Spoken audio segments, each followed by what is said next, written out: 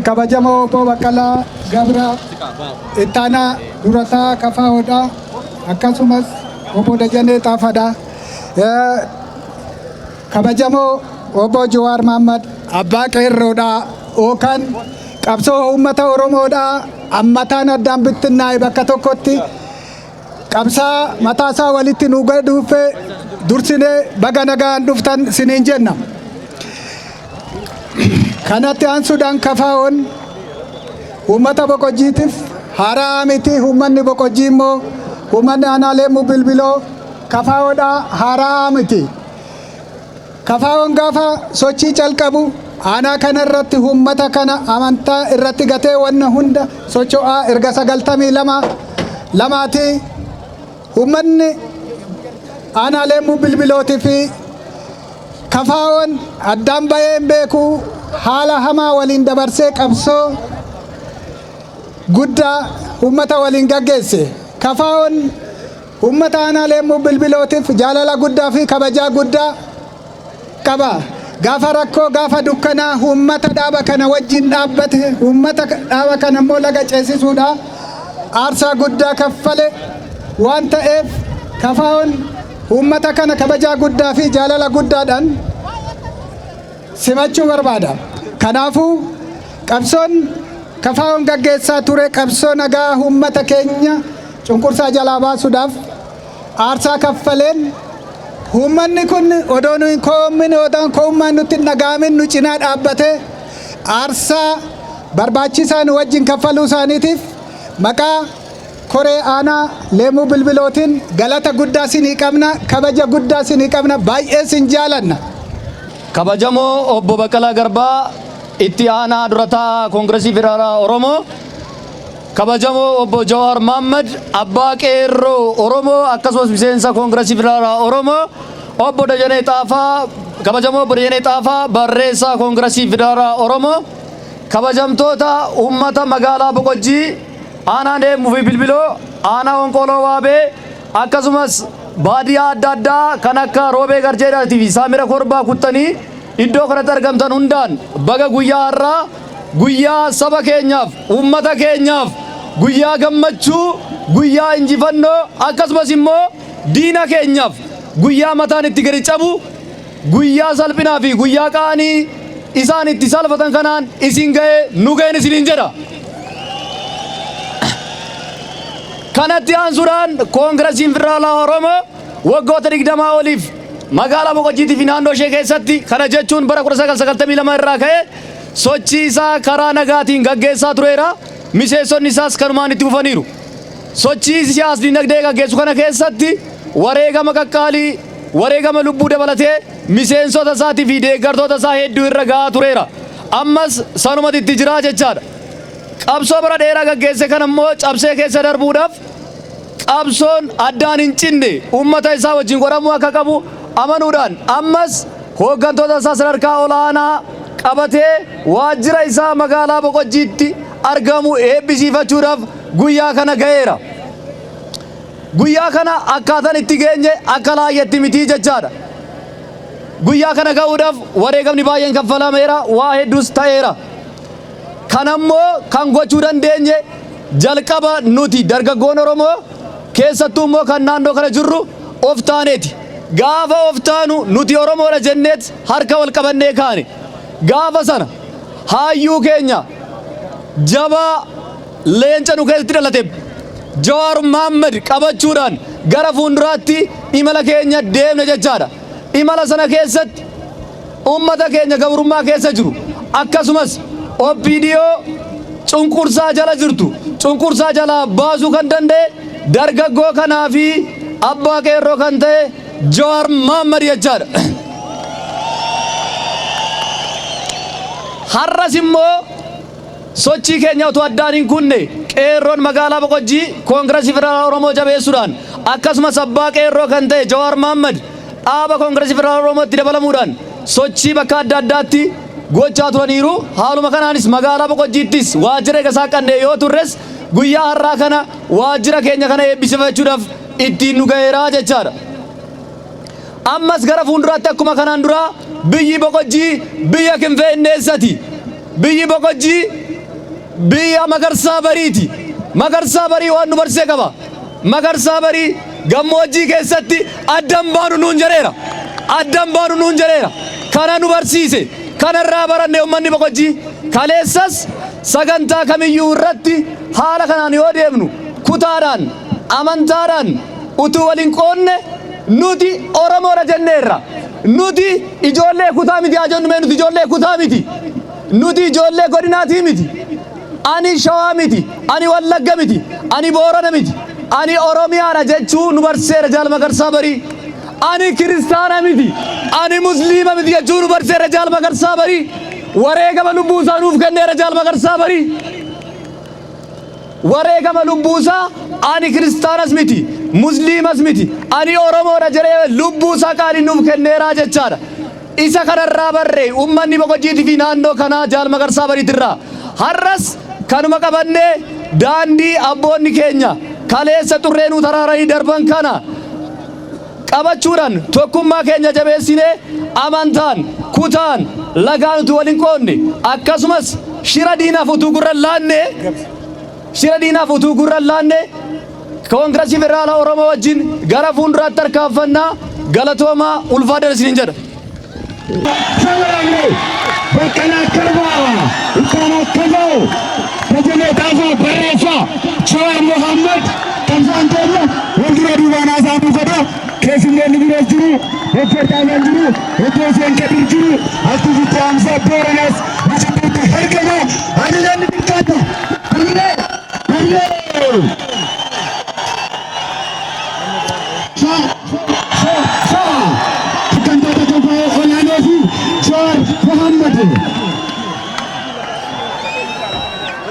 Almada sagantaa keessatti obbo Baqqalaa Garbaa haasawaa nuuf taasisu naamusaa yaa hordofu.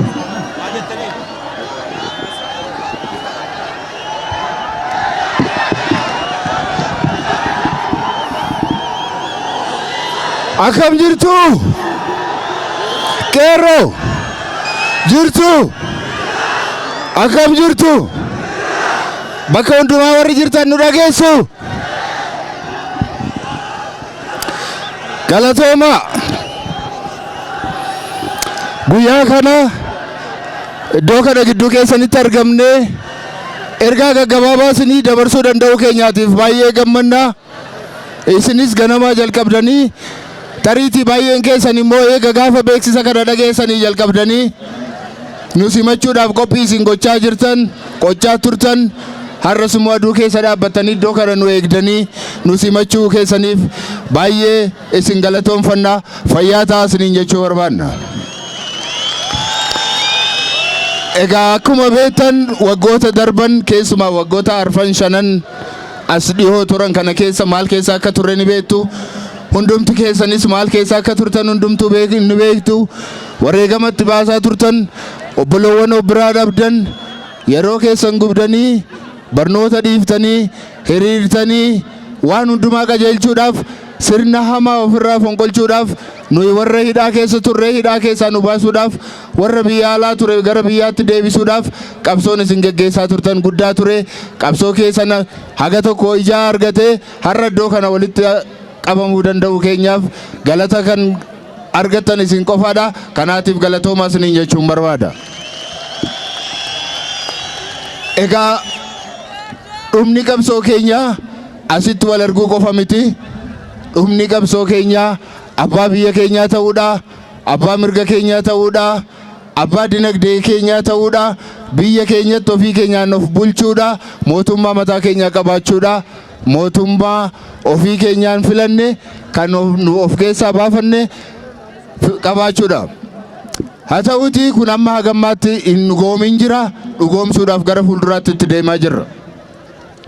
Waggaa lamaan darban keessatti keessumaa waggaa eegaa jijjiiramni kun dhufeera eega jedhameen booda namoonni hedduun mana hidhaatti eega ba'aniin booda dhaabbileen siyaasaas gara biyya keessaatti eega deebi'aniin booda abdii guddaa mootummaa kana irratti ganne yookaanis immoo qaama jijjiirama kana geggeessu irratti abdii guddaa gatannee turre. Abdiin kun haa ta'uutii abdii isin isinitti kennatan abdii uummanni Itoophiyaa uummanni Oromoo itti kennate abdiin sun suutuma suutaan suutuma suutaan hirrachaa, suutuma suutaan badaa, gara booddeetti foqoqaa, gara booddeetti deebi'aa, gara booddeetti deebi'aa.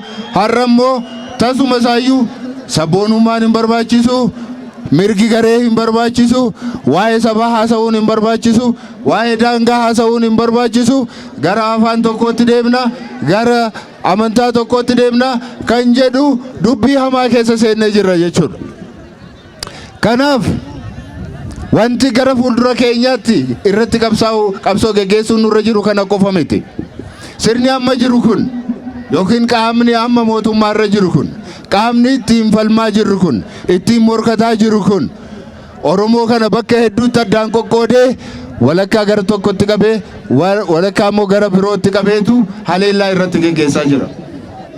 Beektu yoo ta'e hundumti keessanis quba qabdu jedheeta yaada.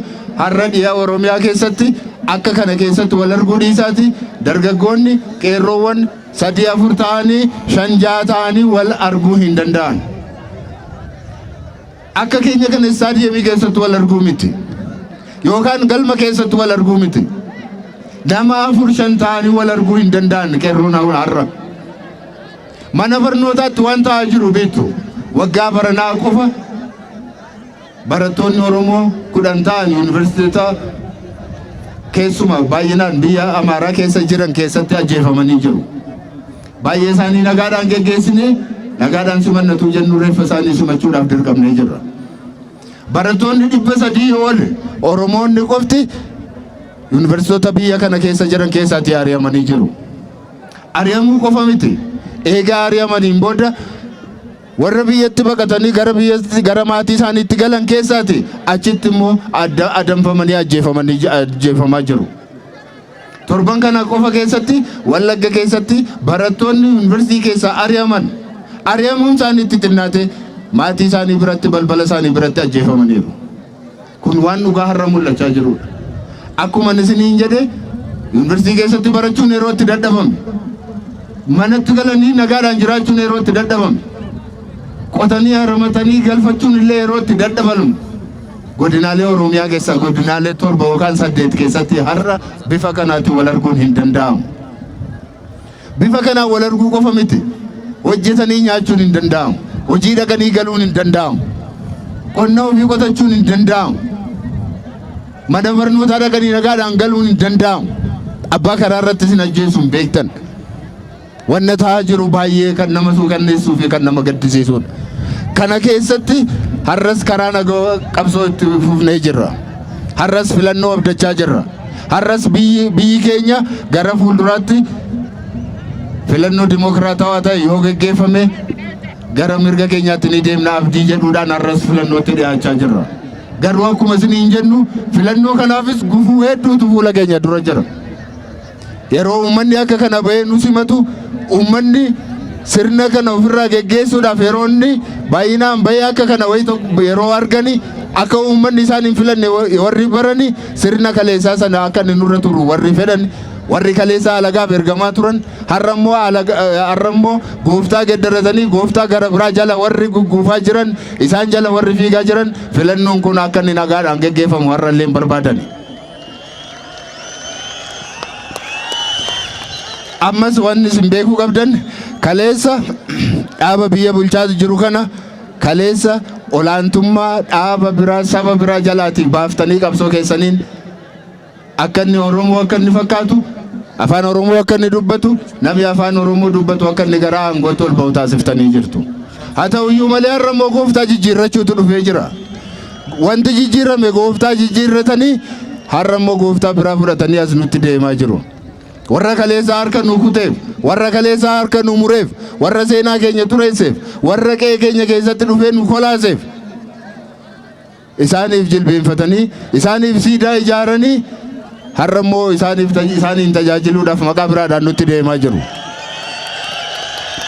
Kanaaf wanta nuyi isin akeekkachiisuu barbaannu yeroon mootummaa cunqursaa sirna cunqursaa ofirraa kaafnu yeroon isaa amma baay'ee fagoo miti. Kanaatiif qophii gochuutu isinirra jiraata. Qophii isin gootan tokkoffaa dargaggoonni as jirtan waggaa 18 ol kan taatan namoonni gaheessa taatan hundumtu osoo hin hafin waraqaa eenyummaa keessan qabadhaa.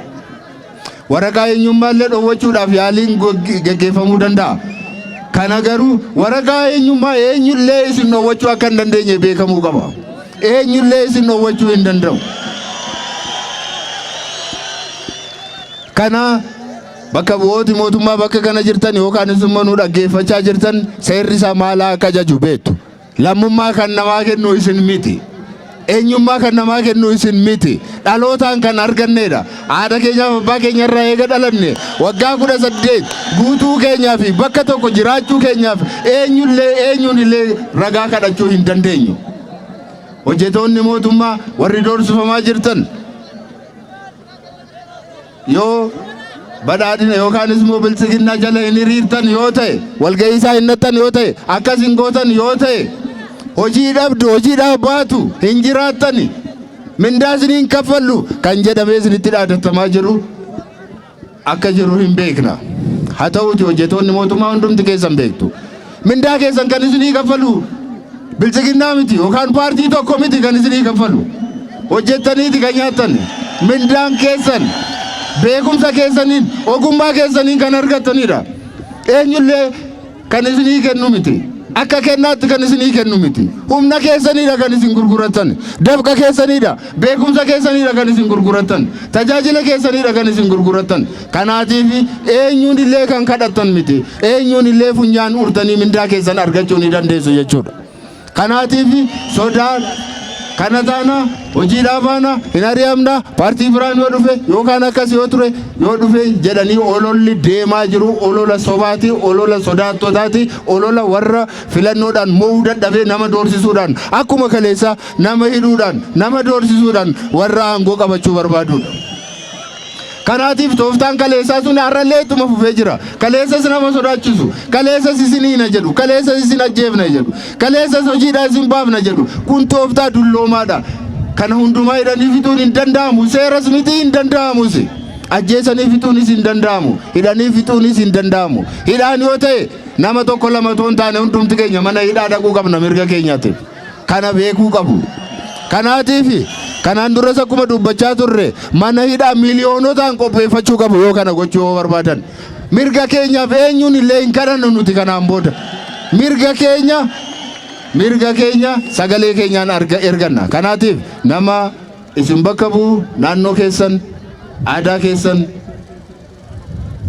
duudhaa keessan nama beeku nama abbaa qabu nama rabbii sodaatu nama waaqa sodaatu nama ummata kana sodaatu nama naamusa qabu nama beekumsa qabu ofii keessaniif filadhaati qopheeffadhaati karaa maanguddoota gara keenyatti ergaa nummoo isaanumaan fuuneetu isiniif dhiyeessina malee akka durii yaabalutu iddoo kanatti filatama jennee isinii hin erginu jechuudha.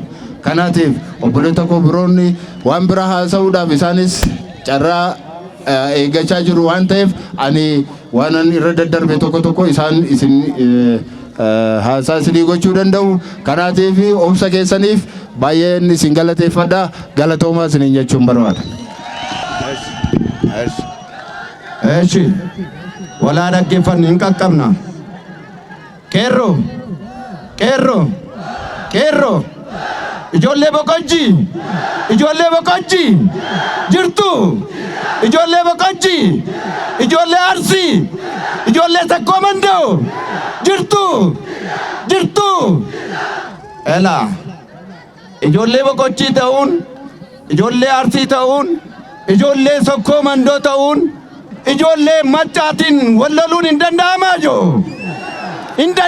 joo Maccaaf Tuulamnii fi sakkoo mandoo walloluu hin danda'amaa joo Wallaggennaa miidhamu arsiin taa'uu qabaa joo ennaa Baale miidhamu arsiin taa'uu qabaa joo ennaa Shawaa miidhamu Baale taa'uu qabaa joo nun gandaan lagaan konyaan amantiin wal qoodnee ormaaf qallaba gabbaruu qabna amma booda Oromoo wallolaa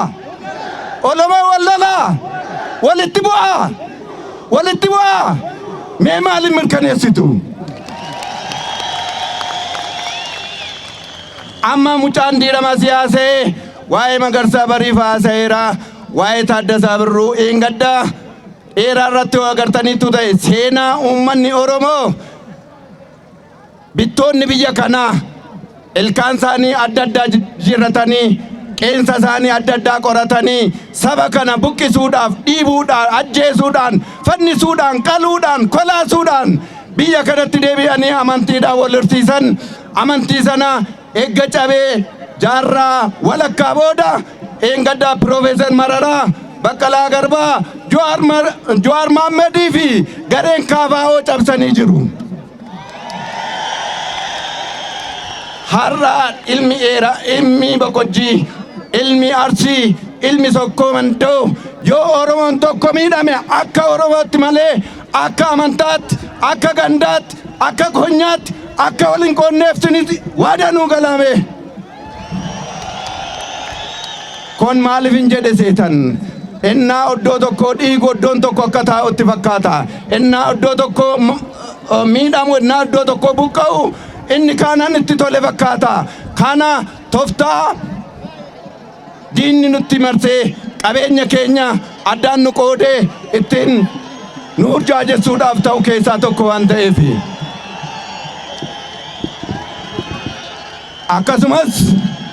Akkasumas uummanni keenya karaa adda addaa paartilee adda addaatiinis wal qoodee wal nyaachaatii jira.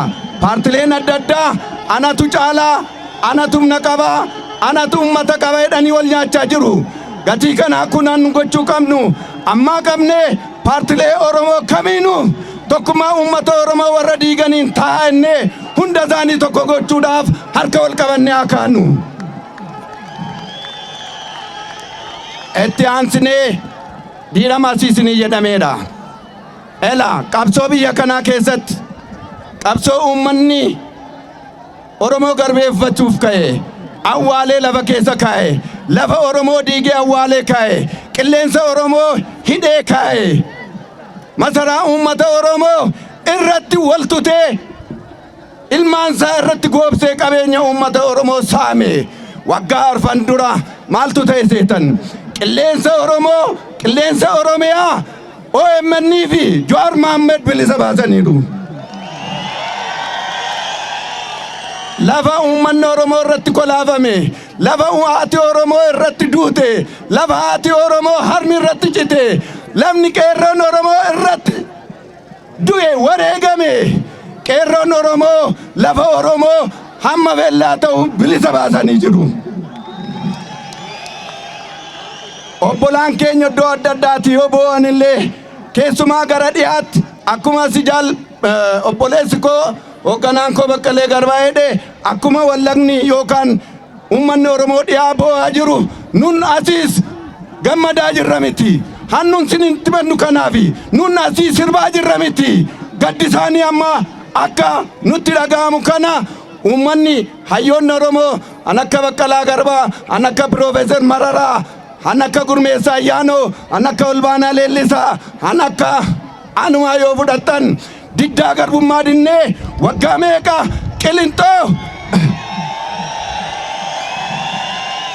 Qilintoo Maayikalaawwiin fi Qaallitti bilisa baasneerra. Amma hin bilisan baane manneen uummata Oromoo ittiin diigan, manneen uummata Oromoo qarrinfaa baafate, manneen uummata Oromoo irratti qabeenya saamsisu, manneen hawultiin irratti jiru. Galma Minilik bilisoomsina. 4 kiiloo bilisoomsina. Mitiire? Miti. 4 kiiloo bilisoomsina. Mee jedhame 4 kiiloo bilisoomsina. 4 kiiloo bilisoomsina. Kanaan nun goonuma maalin seetan? Noni qawwee hin qabnu, taankii hin qabnu, baankii hin qabnu, misaa'ila hin qabnu, nuukileera hin qabnu, nuukileerri keenya isinii jechuudha. Qeerroo Oromootiin bilisoomsina. Qeerroo Oromootiin bilisoomsina. Kanaan na ennummoo akka asii jedhame amma booda filannoon biyya kanaa keessatti yeroo shanaffaa gaggeeffamee yeroo shanaffaa korojoon biyya kanaa hatameera mirgi uummata Oromoo hatameera uummanni Oromoo hatameera jechuudha mitiiree amma booda korojoo hatuun hin danda'ama meenuu mirkaneessamee kan danda'amne osoo qeerroon jirtuu korojoon natamaa otoo emmenni jiru korojoon natamaa otoo mararaan jiru korojoon natamaa otoo Jawaar jiru korojoon natamaa otoo Baqqalaan jiru korojoon natamaa hin natamu isin galateeffadha.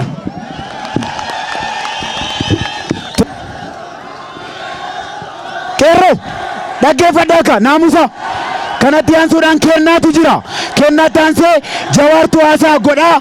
Warri kennaa kennitan qabsaa'ota gameeyyii KFO obbo Takaabee fi obbo Asirat kennaa keessan qabattanii bakka kana kennaa kormaa obbo Takaabee fi obbo Asirat qabsaa'ota gameeyyii KFO kan KFO waliin ta'uudhaan akka aanaa kanaatti qabsoo kana asiin gaadhu.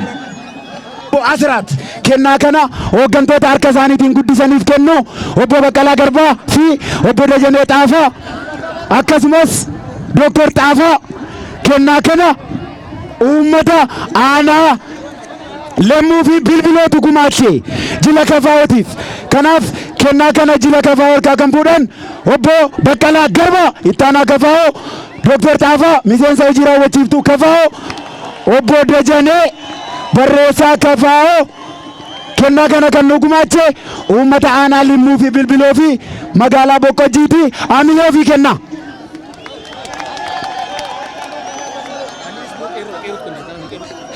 Akkasumas qeerroon Limmuu fi Bilbiloo korma tokko kenneetu jira.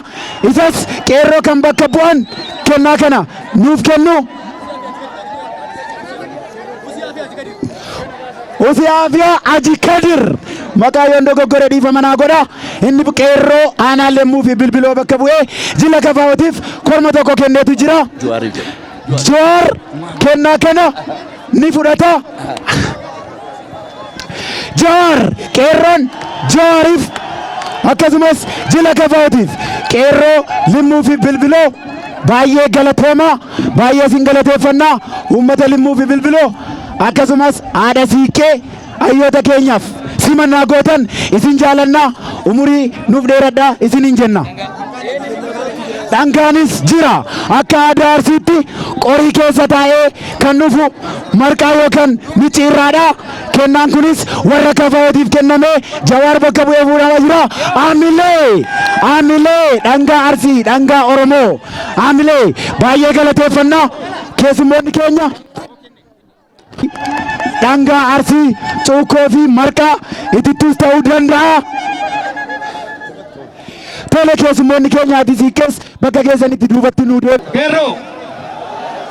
Qeerroo maaliin beeloftanii biyya midhaanii boqojjii osoo jirtanii?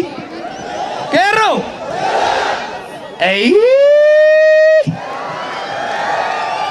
moogana maal akka atileetota keenya akka Daraartuu Tulluu faa akka ijoollee Dibaabaa fiigaa turtan?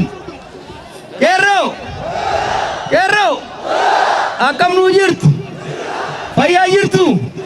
Qeerroon Arsii nagayaa? Qeerroon Tuulamaa nagayaa? Jirtu? Qarreen nagayaa? Biiti nagayaa? Madaamaatiin nagayaa? Fayyumaami? Bakka wal agarree yeroo hedduu dhufamattan dhufuu dhabuu keenyaa fi har'a komii kana ofirraa buufne har'a yeroo as dhufnutti bakka hundatti gootota keenya aanaalee hunda yeroo deemnu gootota keenya maqaa dhayaa turre. Harargee yeroo dhaynetti Elemoo Qilxuu faa Bakar Waaree faa Jaarraa Abbaa Gadaa faa maqaa dhayaa turre. Gaafa sarara dhayne Agarii Tulluu faa Taaddasaa Birruu faa maqaa dhayaa turre. Maal jedhan beeytu? Gootamaa maqaa dhooftanii uummata walitti kakaaftan jennaan maarreem gadee maqaa dhoofnee qeerroonne itti ajjeefnu jenneen. Gadee faarsinaanu. abadan goota faarsinee onnee teenya kakaafnee qabsoo teenya itti buufna malee gadee faarsinee gadee jala hiriirree biyya teenya ammallee dabarsinee hin kenninu jechuudha. Lafti tun boqojjiimi. Atileetotaan beekamtiimi. Dachii isaan irra turan dachii isaan irra fiigan garuu gootota irratti qabsaa'ee gootota irraa biqilee tiisee asiin ga'e. Kinfa Mikaa'el Iddeessaafaan goota ibiddaa kan yeroo dheeraadhaaf qabsoo godhee adda bilisummaa Oromoo keessa qabsaa'ee ture. Keessattuu magaalaa kana yeroo dhufnu maal nuun jaan beeytu? Maal jaanii isin namatan beeytu? Oromoon wal lolti. Gosaan adda baati, amantiin adda baati jaan. Arsiin addan baatu, boqojjiin addan baatu, Oromoon addan baatu jenneen maaliif beeytu? Magarsaa Bariitu irraa biqile. Magarsaa Barii hoogganaa keenya yeroo turetti yeroo naafi isin dhalatinitti jechuudha. Dabana dukkanaa san keessatti, dabana namni Oromoo ta'utti hin beekne san keessatti hoogganaa ta'ee yeroo qabamanitti amantiin adda babaa hoggaa jaan nu Oromummaaf gabbaane ilmaan haadha takkaati, ilmaan abbaa takkaati, kaayyoo tokkoof adda gadi baane adda babaanee lubbuun jiraachuurra tokko taanee dhumnee tokko taanee wareegamnee ummata keenyaaf tokkummaa dhaabuu qabnaa jaaniit wareegaman. Qeerroo dhageessu miti. Har'a warri kaayyoo Menelik Tarsiimoo Mallasaatiin hojii hiikuu barbaadu akkuma jara sanii Oromoo gosaan qoqqooduu barbaada. Amantiin qoqqooduu barbaada. Hin qoqqoodamnaanu. Hin qoqqoodamnaanu. Nu amaanaa Magarsaa Barii hin nyaanna. Hin nyaanna. Amaanaa Taaddasaa Birruu hin nyaanna. Hin nyaanna. Hin qoqqoodamnaanu. Chirichaaroon nu bitanii. Tokko dhaamsi nu isinitti kennuudhaaf dhufne na dhagaya qeerroo na dhagaya. Dur televiziyoonaa isinitti himeemi. Har'a isin keessa dhaabadhee wanni ani isinitti himu. Biyya teessan bareedduu tana wanni ormi xiqqaa guddaan dhufee isin fixuuf ummata keenya fixaa tureef har'allee jallaa keenya qabatee nutti gadi garagalaa jiruuf waan biraatiif miti beeka. Lafa bareedduu Rabbi nuu kenne. Biyya bareedduu Rabbi nuu kenne tana. Tanarratti abbaa ta'anii nu alagoomsanii nu hojjannee isaan nyaatanii nuti beeloynee isaan quwwanii dikkisiifachuudhaaf jechuudha. Kan ammoo ka danda'an yoo Oromoon qoqqoodame qofa, yoo sabni Oromoo of irraanfate qofa, yoo dhaamsa gootota keenyaa irraanfanne qofa, yoo qeerroowwan kaleessa nu biraa kuufan san irraanfanne qofa. Kanaaf wanni guddaan nu isin dhaamsinu tokkummaa teessan, wal hubannaa teessan, wal dandeessii teessan akka turtaniif. Baqqalaallee waan tokko isin dhaamee jira. Filannoo kanarraa sodaa qabdu. Abbaa filattan shakkii qabdu jaran. Way shakkii qabna. Bilisummaa filannaa miti. Ilmaan Taaddasaatiif ilmaan Mallasaa jirtu eenyu filattan? Deebiin keessani. Dhaggeeffadhaa. Dhaggeeffadhaa. Dhagaya Oromoo. Na dhagaya sirritti. Na dhagaya sirritti. Waggaa 50 ol gammoojjii Harargeeti hamma baddaa Baaleetitti